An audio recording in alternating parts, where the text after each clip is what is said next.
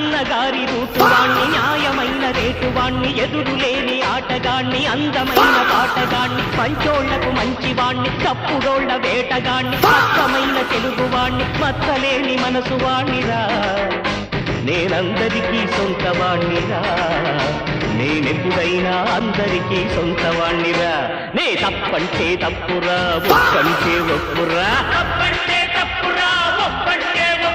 నేనాటోవాణ్ణి అన్నగారి రూటువాణ్ణి న్యాయమైన రేటువాణ్ణి